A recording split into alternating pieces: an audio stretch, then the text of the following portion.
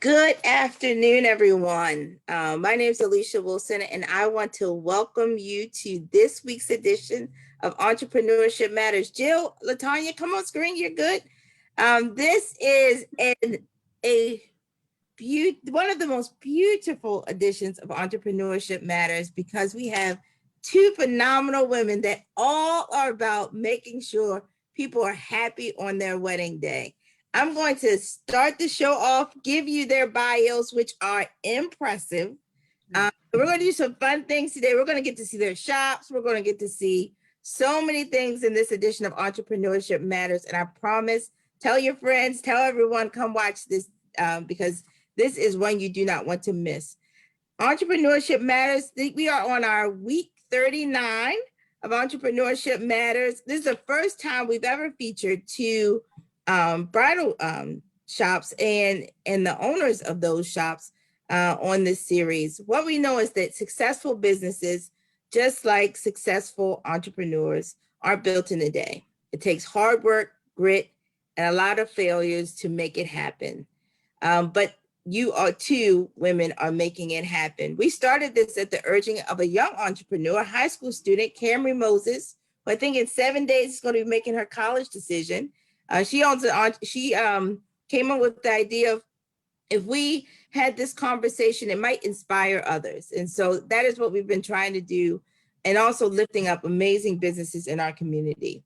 Let me introduce everyone but I think I'm really presenting them because everyone knows both Jill and Latonya. But let me give you their bios, which are quite extensive. And we're going to get right into this conversation. So Latonya Turnage is a fashion and beauty expert. She launched her brand over a decade ago, bringing her extensive knowledge and experience in the beauty industry to bear. The business began primarily focusing on wedding and special event hair and makeup. Since then, she's grown into a full-service bridal boutique located in the esteemed fashion district of Mount Vernon in downtown Baltimore. From wedding gowns, accessory, VIP appointments, wedding hair and makeup, to even mini weddings. We're going to get to see that space and talk about her big launch of being able to provide a wedding ceremony in her boutique space. Her focus has always been on the client experience. She is inspired by their clients and are always evolving to meet the unique needs of every person who walks through their doors. I know I can't wait to see what's next for your business, but it is a pleasure to have you here, Latonya, today. Thank you so much. You're welcome. You're welcome. Next, we have Jill Andrews of Jill Andrews Gowns. Andrews is a graduate of New York's Fashion Institute of Technology. She made her first wedding gown in London in 1990. Upon returning to the States, she built costumes for Broadway, film, TV, and regional theater before launching her own custom design business in Baltimore. We're so glad you're here, Jill. She's a member of the winning team at Johns Hopkins that engineered a safer, more empathetic protective suit for medical staff workers on the front lines of the Ebola epidemic. We're going to talk a little bit about that. It's so interesting. Jill is the part owner of Quality Mask Supply, a local organic cotton reusable face mask, and a part of the Maryland Medical Supplies, which is producing an N95 mask here in Maryland. She's also spoken at the White House for President Obama's Makers Fair. It is really a pleasure to have both of you. You are so inspiring. So this is a treat. I'm not even married. I'm not even dating, but I'm going to have to figure this out because y'all about That's okay. That's okay. You don't need to be married. All right. You can still have a fabulous gown. Just see, that's for all of us single ladies. We can still get a bill. Let's get right into it. What inspired you both to become entrepreneurs? And why don't I start with Jill and then Latonya? What inspired you? I think what inspired me was really the economic downturn. And I was working at Center Stage. I was there for 15 years. And all of a sudden, like all of our funding was dried up. And I what made working in the theater so amazing and the dedication that we had, it just was lost during that crisis. So, I did what every sane woman does. I quit my job, got a divorce, started a business with 2 toddlers in tow. Wow. Yeah, so I dove off the deep end. How and 11 years later, I'm still here. So That's great. Went in pursuit of your joy, right? That's yeah. like you went to find to be in pursuit of your joy. Excellent. I mean, a lot of people we've had many entrepreneurs have the similar story. Latonya, what inspired you to be an entrepreneur? Well, this might sound cliche, but it's the God honest truth. I basically felt like, I was in a rut with my career job, and I felt like, what will people remember me by? How will they remember me? Will they remember me? Will they say, oh, she worked really hard for that corporation over there? And I just felt like I wanted people to remember me by how I made them feel. I wanted my light. Well, I would like for my light to still shine even long after I'm gone. And I wanted something that I could build a legacy for my kids and my grandkids and their kids and their grandkids. And, being from the inner city and just dreaming of just having just anything as a little girl, I always dreamed of making women feel beautiful. That was like something that I always loved to do. Going into the big department stores, I would like quickly go to the cosmetic counter, playing in the lipsticks, playing in the makeup. And that was just something that I've always loved to do. So I thought, you know what, this is my passion. I'm around all these beautiful brides doing their makeup on their big wedding day. And I just got like sucked into like the wedding gowns. And it was just like, I felt alive when I did it. Wow. They have shows about it. Say Yes to the Dress and all of those shows about that period of time. So before we were joking when we were doing the prep, everyone, they get to be a part of the happiest part of many people's lives. So that's really a blessing. So let me say this. So you both go from, you are in the joy business. I will say that. So you're in the joy business. Yes. But how did you start in this business? So what were the steps you went through to actually go from, you have a passion in your heart, you have an idea in your mind, to starting a business that now, is you're all known for. So Jill, how did you start the business? You're gonna laugh, but I had a Ziploc. I found a Ziploc bag full of change, and I dumped it in a Coinstar, and I got $50. And I said, "This is starting my business fund." So I bought the Complete Idiot's Guide to Writing a Business Plan, and I went through all the steps of writing the business plan, and I went to look for a space, and I walked out my front door, and I live across the street from the Northern District Police Station that was completely redone, and it was sitting empty except for like maybe 1 or 2 tenants. And I said, I'm just going to walk in there and see what the deal is. And I saw the space, and it was like magic. It was like, this is it. This is where I'm going to have my business, and I'm going to take dressmaking out of the basement or out of the costume shop, and I'm going to make wedding gowns in this castle. Wow. Hold on, Jill. You skipped a couple steps. For us. Come on, you want the technical? So you take $50, you take a bunch of coins, you put them in a Coinstar. Oh yeah. $50, you buy that book. Everybody's seen them. They're like yellow and black. They have the Idiot's Guide to almost everything. You then look across the street, see an empty building. And what do? You go and try to rent it, or how do you get? I just walked into the rental office, and the building manager was there, and I said, so what's the deal with this place? So, I mean, it was a mitzvah. It was a blessing. It was one of those things where, okay, you are meant to be here. And then I had to do everything else. Like I borrowed $10,000 from a friend, because like I said, I was in the middle of a divorce, and I have a 4-year-old and a 2-year-old. And So it really, I bought a beautiful chandelier and a fabulous sofa, and the space was, sort of empty, but it soon filled up. So Wow. yeah, I built everything in here. Everything in here was built here by local artisans, like incredible woodworkers, that were friends of mine. That they all contributed, like my cutting table and my coffee table and the big board where I write all my info. All of that was made by local people too. So, it was like, it really grew up in a neighborhood. So okay, all right. So now I have 5 steps. Now you're trying to some more steps in there. steps. I try to get them.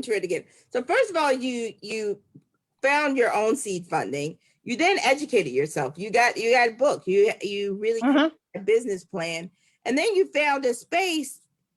And then you did what many businesses do, and I'm going to just coin it. You did the friends and family round, right? You got a loan from your friend.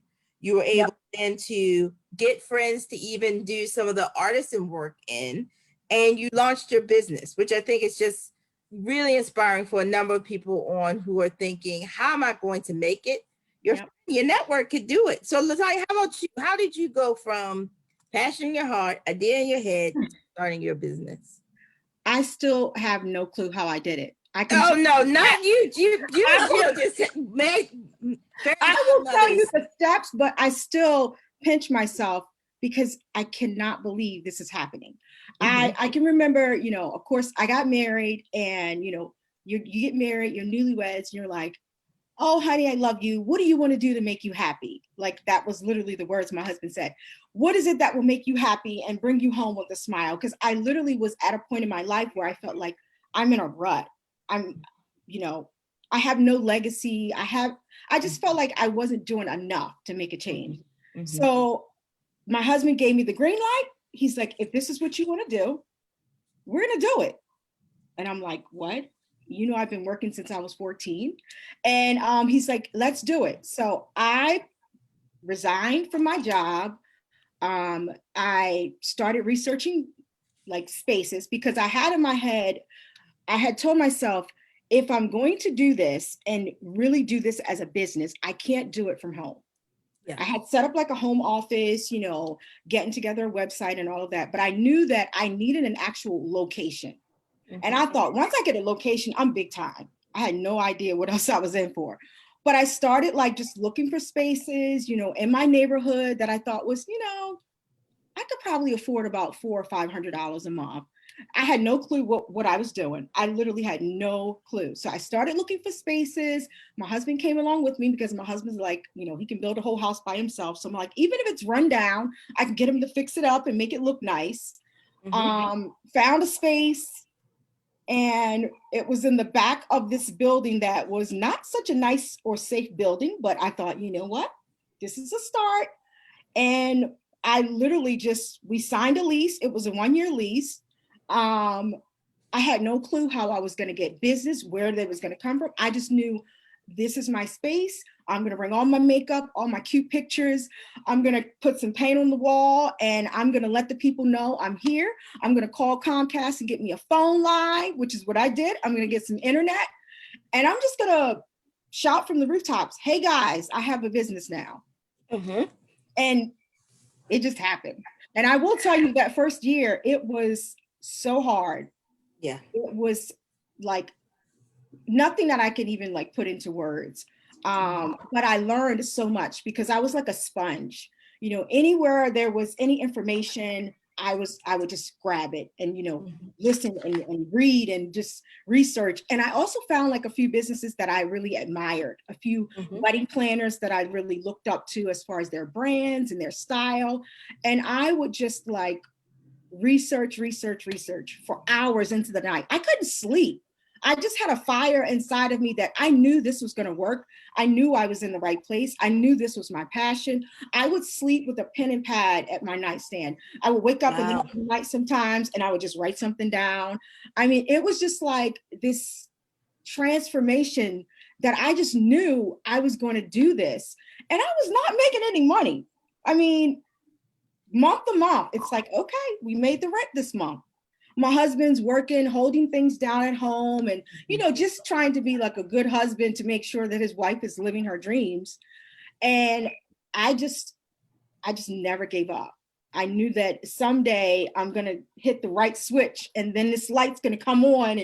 And I could even visualize in my head what I wanted my dream space to look like. And when I tell people this, they're like, wow, I literally visualized my space in my head. I would say, I want brides to walk in and feel like, oh, I want to die in this firm. Like, it's so beautiful. I will visualize it in my head. Yeah, no, that does not sound crazy. And it sounds in line with what so many people have said. They set out a vision, right? They have a vision of what they said. I thought I was the only one that had a pad and a pen at my nightstand writing down. No.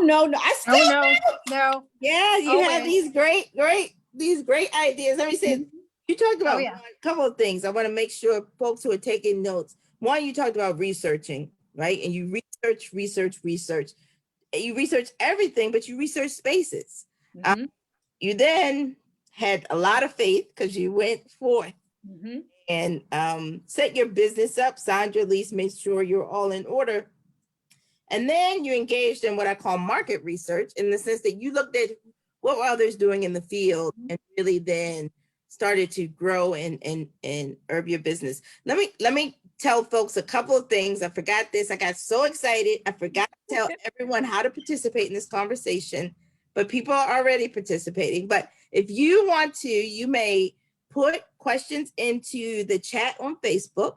You may also put them in the chat on Zoom. So I'm going to get to all of those questions I already see. You may also, if you're listening on the phone, text 22333 and type JHUWL in the message. And I will get all those questions and I will be sure to weave them into the conversation today. Let me leap back from where we just left off. And so you both start your businesses, and you actually started doing something. Your businesses have evolved over time. You've expanded, you've grown bigger. So tell me about that process. So how did you know when to shift, when to expand, when to grow, and what was your growth process? So you went from doing this to that. Can you tell us a little bit about that? So Jill, take us through your journey of your business thus far.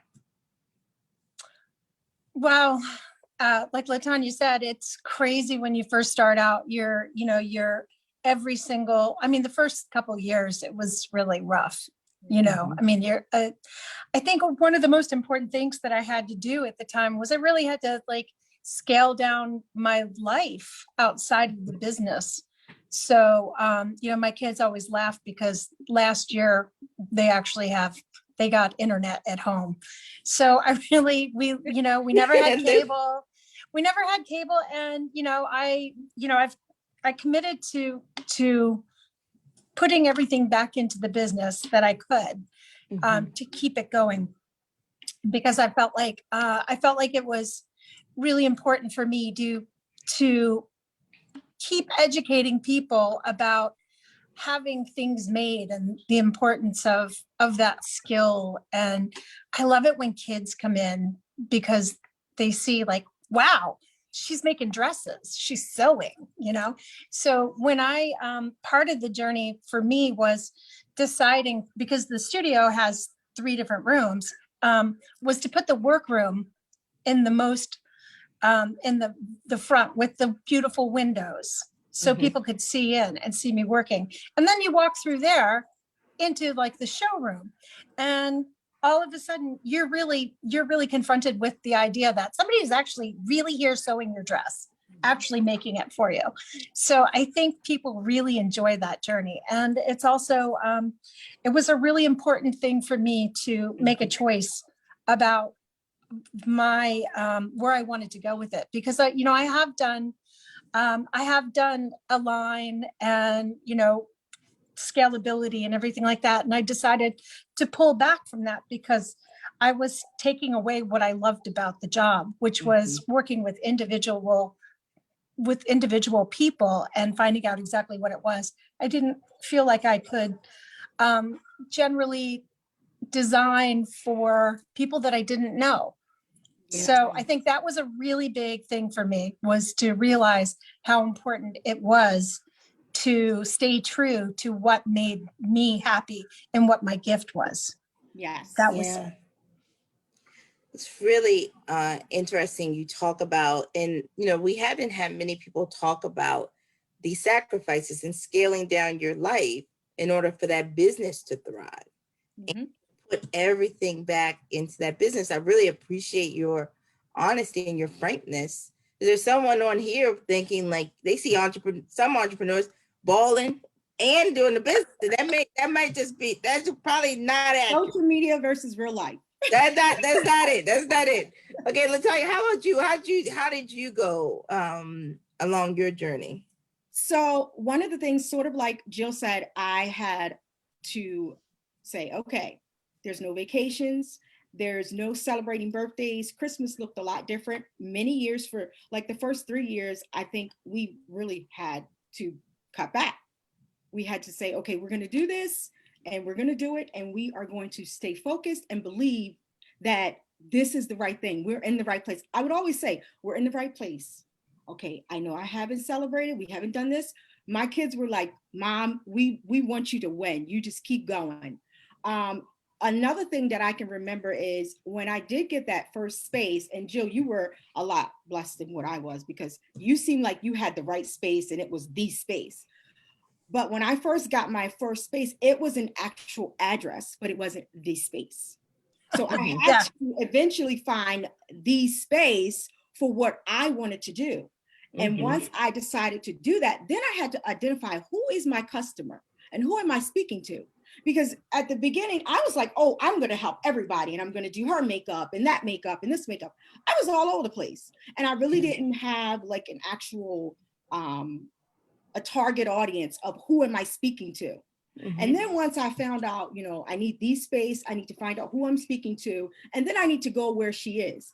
And in order to go where she is, I really decided that I now need to find the expert to help me find her. So I hired a PR and marketing company. Now that was like almost maybe going into my second year, because I started to like release, oh, wow, okay, she's going to pay me what I actually charge. So now I don't have to like scale down what I'm charging to meet this person's needs, because guess what? She's not my target audience. Yeah. So I don't have to like, cater to her. I need to cater to the girl that's going to pay me what I charge for this service. And that's once I hired that PR and marketing company, oh, it was a new ball game. I felt like, okay, this is where it's at. Yeah, that leads to a question. We've had this question come in a couple different ways, but it built off of what you just said. You talked about, you had this PR and marketing firm, helped you define. Jill, I'm not sure, how are you building your clientele? How do you build people to know, I want a Jill Andrews gown? How did you get out there and build? Oh, I think that one was really tricky for me, because I really didn't have any budget. So I really relied on social media. I was really fortunate too, that I would do every photo shoot that I could to get it out there. And, what Latonya was saying too about, drilling down on who your target market is something that's so important. And when I went back and I reread the business plan that I wrote 10 years ago, I still look at it and I still refer back to it. And, it really is finding your target market and has to align with what your goals are, because what I wanted was, I want to be able to work with somebody and create their dream dress. And it's a really intimate process. And it's not about immediate gratification. You don't put it on and have that moment. You have to look at a sketch that I've done, and then you have to come in and try it on and like, cheap cotton fabric. And you're like, wow, this looks like great. and then you have to trust that I'm going to make that happen. So for me, what was the question again? I'm sorry. So how did you go about building your clientele? So it really was word of mouth.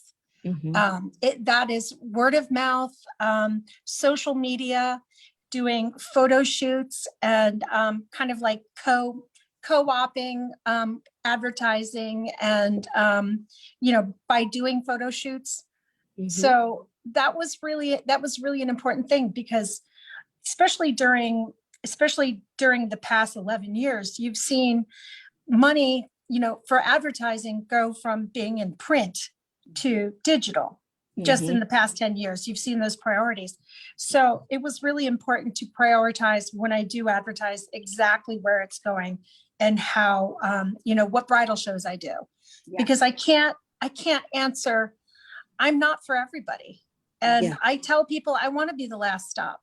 I'm the first person to say, hey, you need to go check out, this boutique, or, I try to send people to the right place for their budget and for their vision. So, and the same thing with other dressmakers too. If I like to be that focal point, or I like to be that, what do you call that? Like a point to give other people work too. I think that's really important. Yeah. No, and both of you, I know both of you, you cross promote other businesses. I've seen both of you do that. And so it's a part of the richness. But I think your point, and someone in the comments said that your comments about this target audience are key, because you have to keep on track with people who understand and can afford your expertise and knowledge, that everything isn't for everybody. But there may be someone else in the marketplace. There are so many questions coming in. Y'all are getting so much love. I just want to, we'll get to the love part. I will get to all of the love part. There's a question that came in regarding the time we're living in now, right? We're in a time of COVID. Hopefully we're coming out of it. But that impacted the wedding industry, right? Marriages and weddings, it did.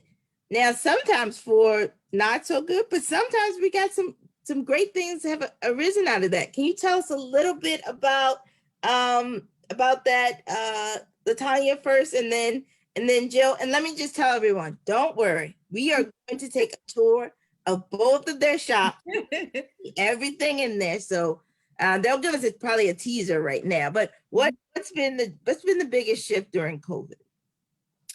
I think for us, of course, because of our business is all about an in-person experience, we struggled in the beginning, like, oh my goodness, how are we going to do this? You can't sell a dress online virtually. A bride's not going to say yes to the dress over the computer. So we were struggling a bit with that. But one of the things that we've been able to, I guess, be really good at is we're connecting with our brides and our future brides virtually. So we online. So we were like, okay, well, we know that we built this presence online regardless through social media. So let's play off of that. And we literally just started doing like virtual appointments. And it was basically for us, and we did it a little bit different than some of the other salons. They were more so doing virtual appointments to, like, at some point try to make a sale. But we were doing virtual appointments, number one, to get the brides to keep talking about their weddings. So we were trying to, like, say, hey guys, we feel you, we understand what's going on, but guess what? We know this is still your year, you're getting married. So come and talk about it with us.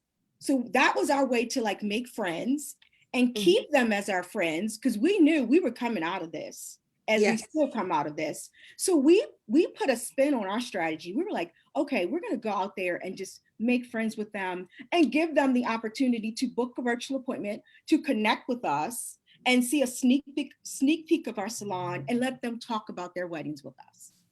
And that was like a brilliant strategy, because as soon as we were able to make appointments, we went through that entire list of brides that we had already connected with. So smart. Oh yeah, and they had already so smart the dresses that they were thinking about. So when they came in, we had made that personal connection, and they were like, yes, yes, yes, yes, yes. Key part of sales. My dad was a salesman. So you are right. That long-term game, that relationship, so smart to do that. I hope others who are on here are wondering, like, what do you do during this time? The relationships are good for the whole journey. Excellent advice you just How about you, Jill? How did you weather the storms. And we had a conversation. You think COVID has helped us probably reorient around weddings, right? Mhm. Yeah, I mean, it was crazy. I still have a couple of gowns that are still my COVID brides. You know, for me, it just time stood still. It just, Yeah. everything on my board where I would have my schedules, it stayed still for a whole entire year, which was really sad. But, my goal too with my brides was, as soon as they were able to, come try it on again, come visit. I had a client yesterday, she's actually getting married in August, and she would just call me. She's like, can I visit the dress? I was like, yeah, sure. Mhm. So, I mean, it really is, I had so much empathy for them Mhm. because we were all experiencing that pain together of, a feeling of loss.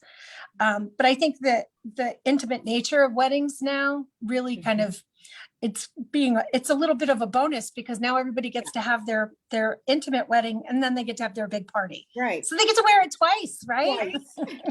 Yeah, Yeah, y'all talked about people having 2 weddings. So I mean, Oh yeah. I love it. Yeah, the COVID bride, we call the COVID bride the superheroes because they get 2 weddings, and then people will talk about your wedding in the history books. Did y'all hear that? You get 2 I weddings. wish I had my wedding twice, like, and wear 2 dresses. You get a dress from Jill, a dress from Latonya. We could do 2 gowns. It sounds good. Let me ask you this. Folks are asking this question is, you're in an industry which, it's a happiness industry.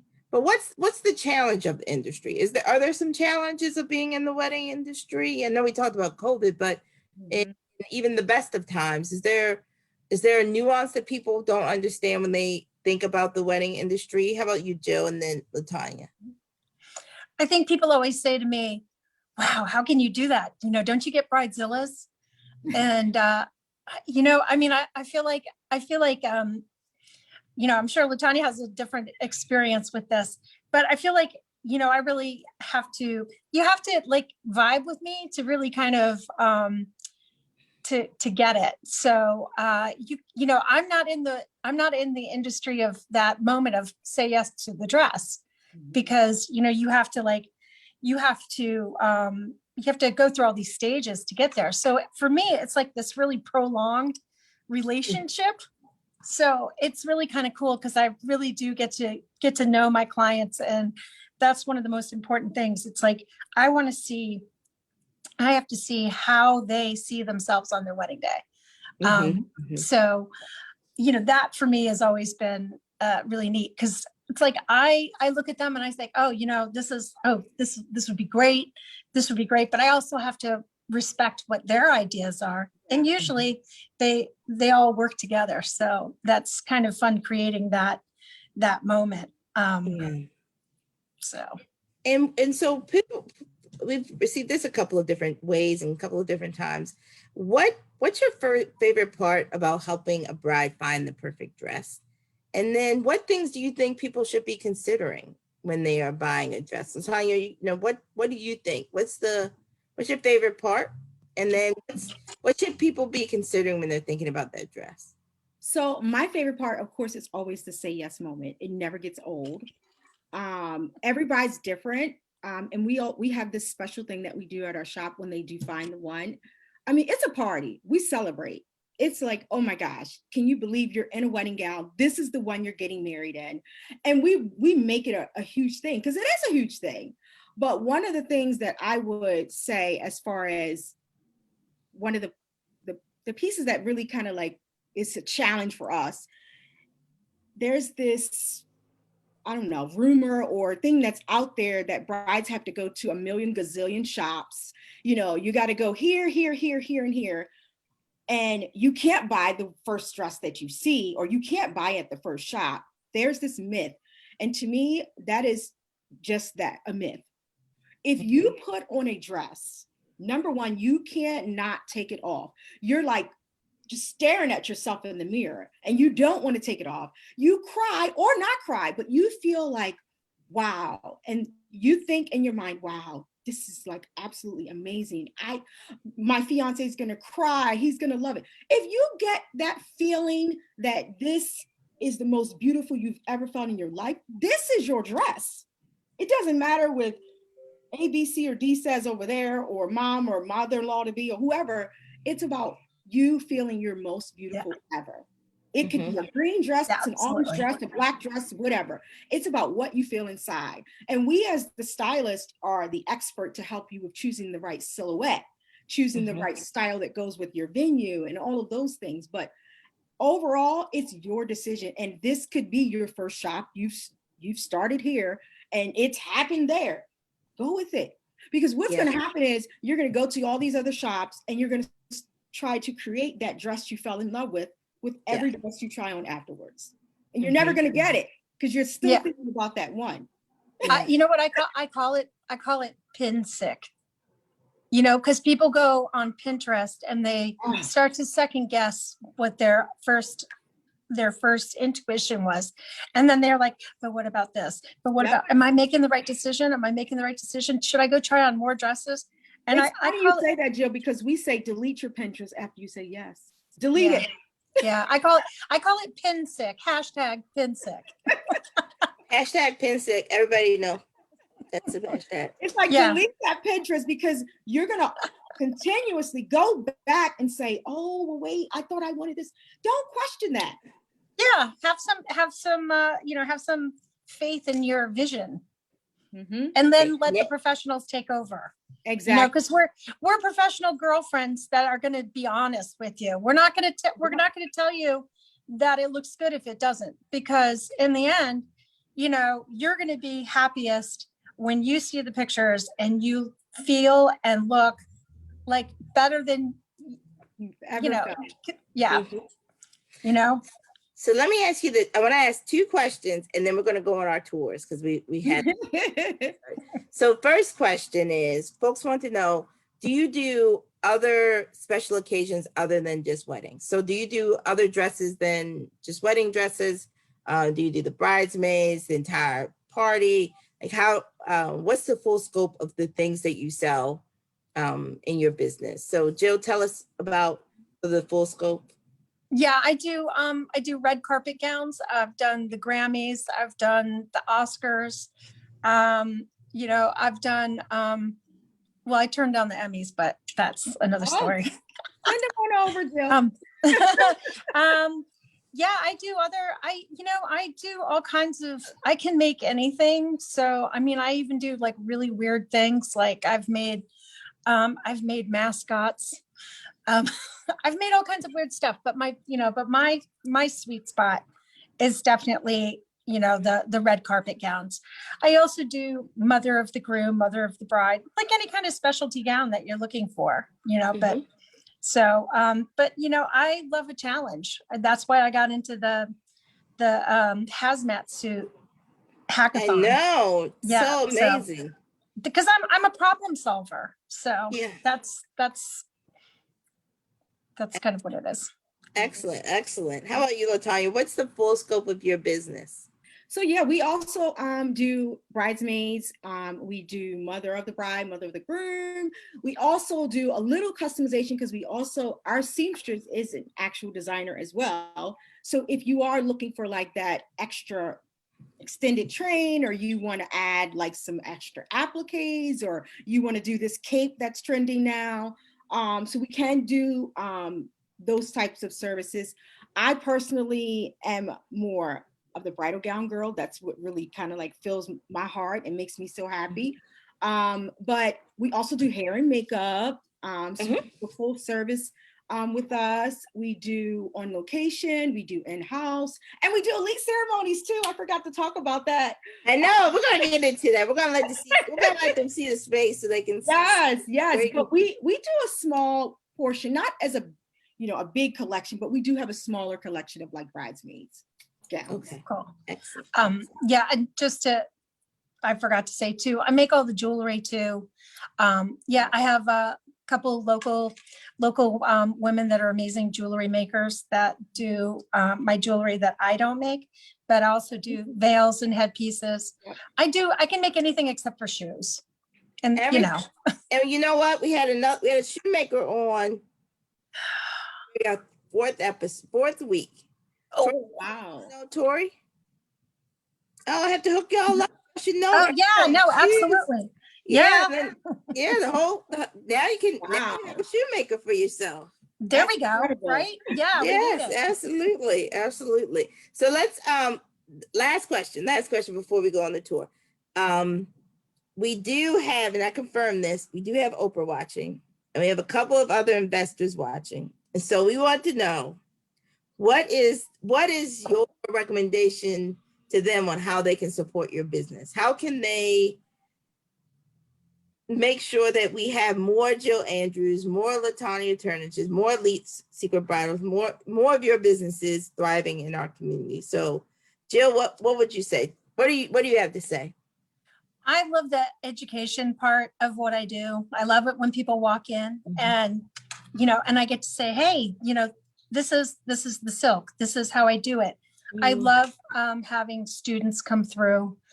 And I think that really it's about supporting local artisans too, and kind of keeping that ecosystem of makers really healthy in Baltimore, because I think Baltimore has the talent here is unbelievable.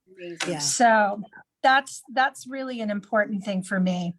I would love to be able to have sewing classes or you know, just more interactive, getting more people in here to see what it is that goes on in that building.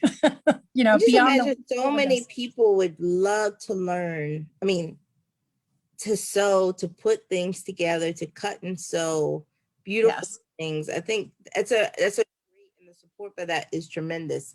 How about you, Latonya? What do you have to say? Well, I think it's sort of kind of like the same thing that Jill said. I think building more community together, like we, in our business, of course, we support a lot of community initiatives because there's so many moving parts in the wedding industry. So you have photographers, videographers, florists.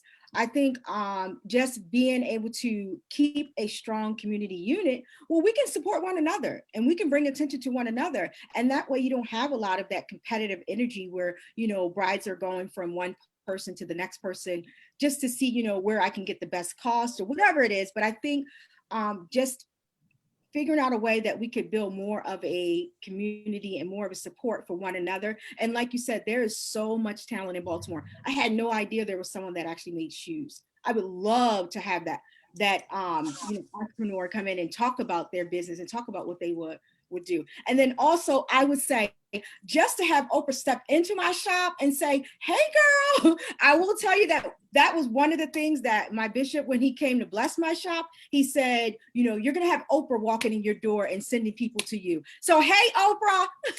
Yeah, that's right. We'll claim it. I need to make you a dress, Oprah. I need to make you a dress, Alicia. You need to come in here. Yeah. You need to have the immersive experience. That's right. I need to go on somebody's red carpet. If I don't do anything but make my own red carpet. Right. I agree. There's hashtag Baltimore Couture. Yeah. You go ahead, Jill. I mean, all right. We're going to get started with these tours because people want to see. So we're going to go first with Jill. And tell folks where you're located, Jill, so we know how to support you, where you're located. Okay, I'm at 3355 Keswick Road in Hamden, in the old Northern District Police Station. Believe it or not, I have solitary confinement from 1899 down the basement. And I can't get my picture to flip.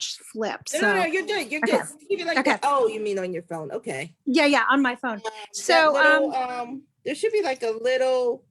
Looks like for some reason it's not doing. Oh wait, here we go. Okay. Here we go. Wait, I see it. Yep. Oh, great. Okay. So like, this is a gown that's in works right now. Oh, beautiful. I don't know if you can see this, right? So this is the beginning. See, you can see the red lace, but I call it Caftan Nation. my windows right now. I've been, these are the machines.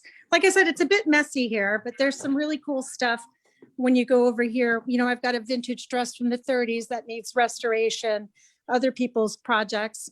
You know, these are some of the most beautiful fabrics. I try to get things that are, this is from Italy. A lot of my stuff is Italian or French.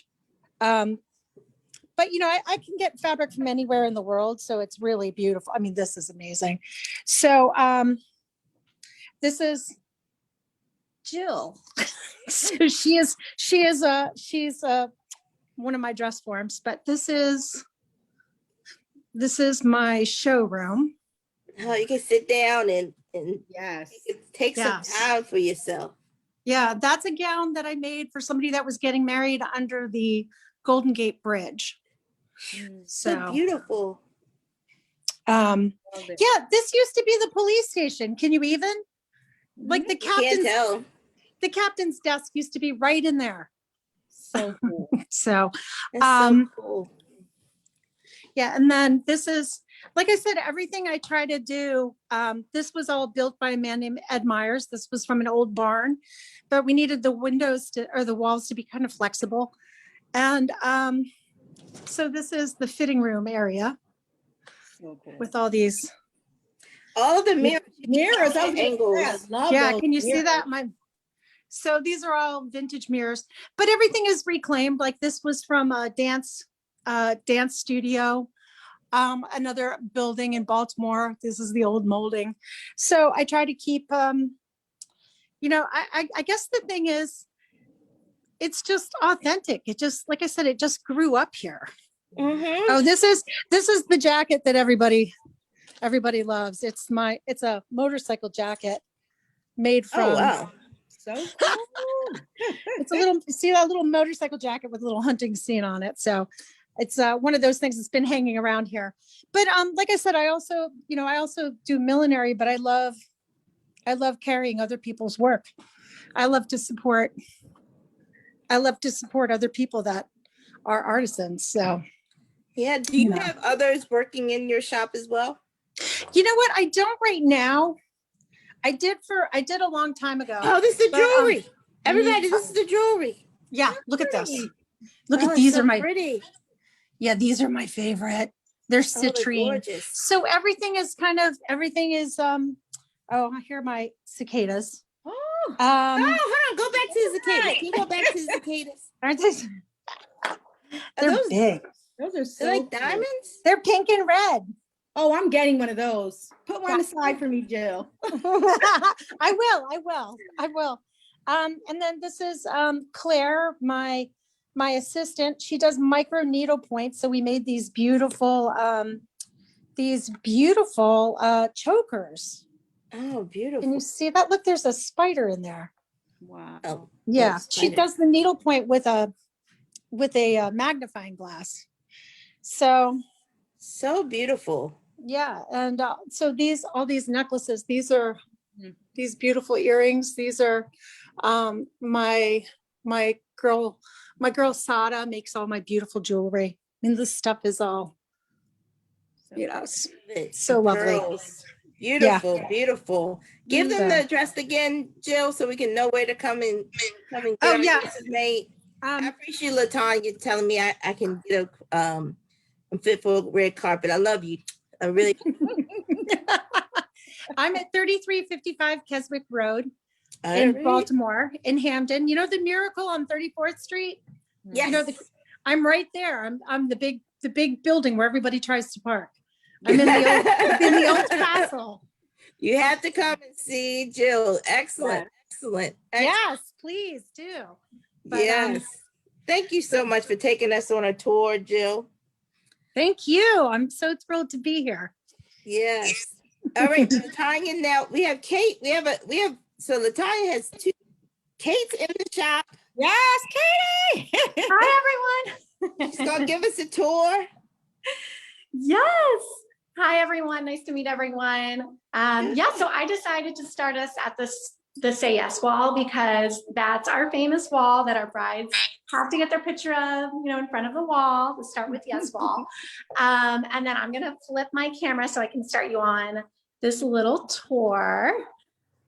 So you're looking at, we're at 339 North Charles. We're in Mount Vernon, historic Mount Vernon. So you're looking at the front of the shop right now, this beautiful veil.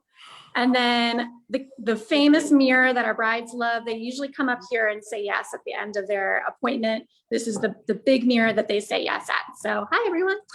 And now we're gonna just start you going through some of our favorite, this one I love, our ball gown here. Oh, so And then we have our little wall of fame with our brides who've said yes. And then just tell me if I need to slow down, and I'll slow down here. no, you're good. And this is another beautiful mirror. So what I love about our shop is, so I'm gonna turn around here. Our brides have like a runway that they can kind of walk down from the dressing rooms. So we usually start them on their journey. They go through the gowns, they pick out their favorites. Got like some pretty little T-length dresses here. And then we take them to their fitting rooms. And I have to give a little shout out because each of our fitting rooms have famous women throughout history. So this is the Princess Diana room. Oh, that's cute. And then the Audrey Hepburn room. And then of course, we have to have Beyonce. Beyonce. Yeah. So so we walk them, back to their dressing rooms.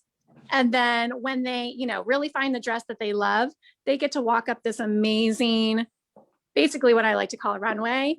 And they go up to their mirror here, and just the natural light hits them and they're just stunned. And then this is our seamstress closet with Michelle Obama. This is Obama. Yes. So You keep your seamstress in a closet? She stays there. Yep. And then this is our just beautiful accessories that we have that we can, we usually help pair, once the bride really kind of narrows down the dress, we start to kind of, as they like to say in the industry, jack her up with all the pretty accessories. We have belts. And then we have some, beautiful, this is our VIP room where we have these VIP experience appointments. Oh, is that where the family sits? Mom. Yep, that's right. That's right. Yep. Great. So we have like our fun little say yes signs. So we reserve rooms here for a private experience for a bride and her tribe. So they can have a champagne bar and sweet treats from like local bakeries. And they have a whole party. We set up Zoom calls for friends that can't be there or family that can't be there. And they get to say yes in their own little private party. Now, when Tanya? you have, I was going to say, go ahead. you have the elite, the Ceremony. marriage there. Show us how we could do that. Yes. So, and if you'll look today too on our social media on Instagram, you're going to see a ceremony setup that we had, a mock ceremony setup that we had a few weeks back so we could showcase the space. But this is literally, so what we do, imagine going up here, and this is like where the bride would walk down the aisle, and we have beautiful drapery that closes out and makes kind of walls. You can see my hand, walls right here. So we kind of drape off the space, and then we line the aisle with candles, flowers. We have a partnership with a local photographer, videographer, florist, our in-house officiant, Latonya Turnage. I think she's actually on here right now. I saw her supportive comments earlier. Latonya's the officiant? Well, not me. So there's Latonya Turner, and then there's Latonya Turner. Yes, Latonya Turner in the chat. Yes. So we have our own in-house officiant. And she does, of course, officiant services for the state of Maryland, but we're literally your one-stop shop for a small, intimate, beautiful ceremony among the chandeliers. And then we are also partnering with, local decorators, people, event planners that can come in and design the space if that's what the couple wants. So we can literally set them up with a design, and you'll see the video again, like I said, on our social media, how you can really envision the space. But this is the aisle, and we have music that plays, the playlist. Oh, so beautiful. It's quite amazing. Then we block off this right here too. We block this area off with like a beautiful drapery. And it really is an incredible experience. It's pretty chilling once you're in here and you're helping. You literally get chills. Like it makes us emotional every time. Oh, that's so nice. Y'all get to, you both have the best job. I thought I had a great job, but I actually think you have better. Y'all are doing it better than me. Y'all are just in pure happiness business every day. It's dress up fun.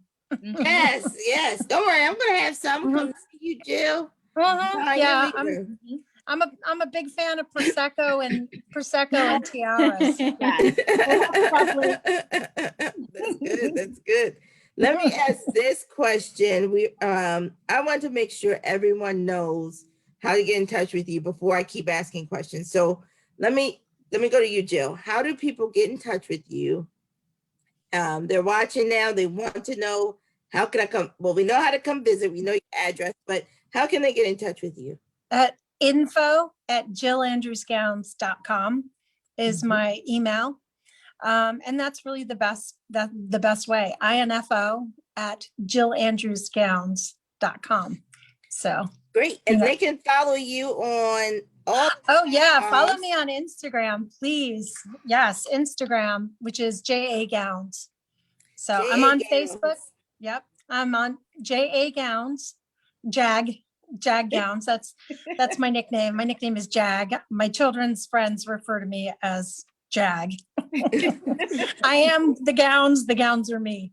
So anyway, yeah. Excellent. So we put all that in the chat, everyone. If you're looking on Facebook or if you're looking on in Zoom, we have all of the information. But how about you, Latonya? Tell us a little bit about how we can get in contact with you. So, of course, we are all over social media, Instagram, Twitter, Facebook at Elite Secrets Bridal. On Facebook, Elite Secrets Bridal. Twitter, we're Elite for You. And then our email is info@elitesecretsbridal.com. If you want me, Latonya at elitesecretsbridal.com. But you can also find us just #Elite Secrets Bridal. It's real easy. Excellent. Yes. This has been so much fun. More fun than I've had in a long time. Both of you are amazing. I'm so blessed to have you in our city, and both of you as entrepreneurs. I think what we all should do, and I know we talked to Oprah, but we all should do is when we are making decisions, and that's what part of this is about. About those who are doing and supporting our community. Jill had 50 other businesses that are doing great work just based off of her business. Latonya, the same. So many other folks are collaborating and creating great things in our community, employing individuals, having people thrive. And so as we make decisions as consumers, personal consumers, but as being able to help others, we can help make others. Someone just said, I had no idea y'all were in Baltimore. Wow. Johns Hopkins, but we're so glad we can showcase you so that people know who you are and can patronize you and really lift up Baltimore through lifting up our businesses. So yes. Thank you, Jill. Thank you, Latonya. Thank you. Thank you, Alicia. And thank you, Hopkins, for doing this amazing thing that you're doing just to help small business. I think it's incredible. Yeah, this is an amazing city, and it's so full of gifts and talent and beauty. And I love that people get to see that part of the city. And, it's part of my heart. So. Yep. That's right. I agree with you. Thank you so much. Let me wrap us up. We're going to close out. We will be returning next week with two amazing entrepreneurs. This is the first time we're featuring these businesses too. This is the HR consulting space, right? So everybody trying to look for someone to work for them, they can find these two. This is Brenda McChristen of Spectrum HR Solutions and Jody Friend of JLM Consulting. I want to ask everyone, follow us on JH Connects on Instagram, Twitter, Facebook. Please email us feedback, jhconnects@jhu.edu. I want to thank our community partners, Johns Hopkins University, Johns Hopkins Health System, Hopkins Local, the Mayor's Office of Small Minority-Owned Businesses, the Warnock Foundation, Goldman Sachs 10KSB. I forgot to say Latonya is a graduate of Goldman Sachs 10KSB. Yeah. Bloomberg Philanthropies. Thank you, ladies. Thank you. I just want to say, Alicia, also, we do have an opening for sales manager at our salon as well. So if there's anyone out there looking for Y'all hear that? work, Looking. Sales manager. Awesome. Yep. Go to that nice shop every day. All right, we look. Yes, excellent. Give us the information. We'll make sure to publicize it too. Thank you. Thank you. You're welcome. Nice seeing you, Jill. I'm becoming Nice seeing you. I know you have to come over. We'll have Yes. we'll That's right. taste the champagne.